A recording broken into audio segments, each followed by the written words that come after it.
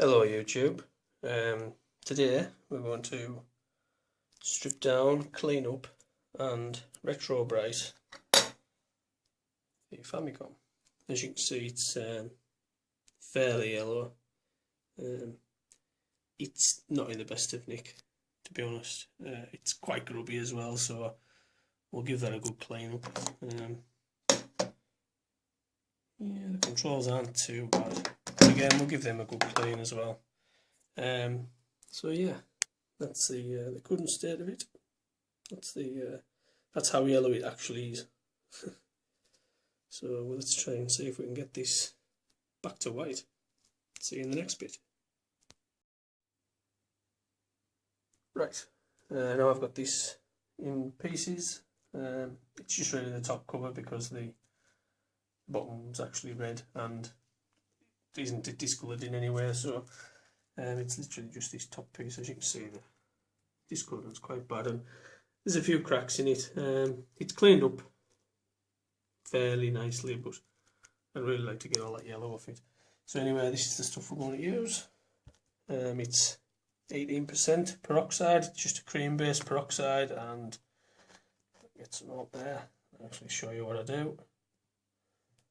That's probably far too much, but let's put it back in.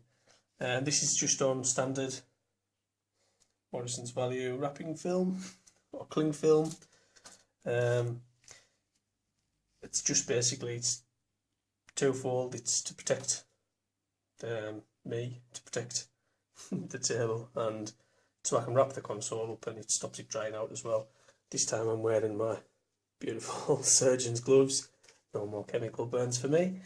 Right, so let's get started. You can actually see what we're doing.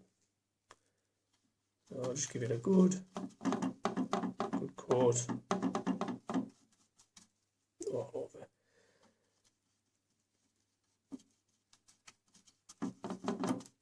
Yeah, it doesn't matter if you make a mess with it, because at the end of it you're just washing it off anyway, so it also doesn't matter if you get some bits that have got a thick deposit on and some bits have a thin deposit on. As long as everything's got an even coat, and I find that the UV light does the work just fine. You do have to make sure that every piece of it is covered, otherwise it won't bleach those bits back. Right, so anyway, I'm going to finish up here and then I'll see you in the next bit. Right, now that this is all nicely wrapped up to protect me and it, I'm going to pop it into a smaller retrobrighting tub that I actually made up.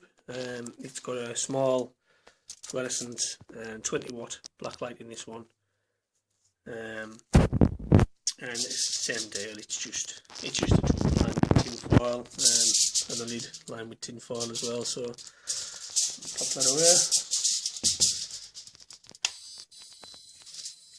And check the point later.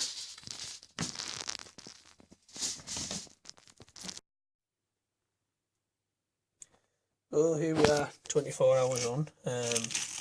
It's getting there. It's not quite there yet. It's actually not quite far off. I was going to leave it for 48 hours, but I might take this out in the morning. So see how we go. See you in the next bit. And we're back. This is the freshly retrobrighted Famicom case. As you can see, it's far cleaner than it was, and also a lot whiter. So I'm going to get this back together and I'll show you the finished result. There we have the finished article. Far nicer than it was. I mean, there's a couple of cracks. Sorry. There's nothing I can do about those though. But apart from that, everything else, it's cleaned up rather quite nice, and I'm really pleased with that. Yeah, again, the controllers are scratched a bit, but they are a lot cleaner and fully functional. So yeah.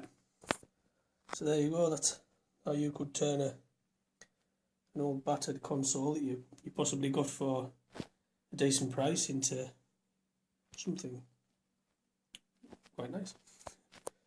I hope you've enjoyed. I'll see you in the next video.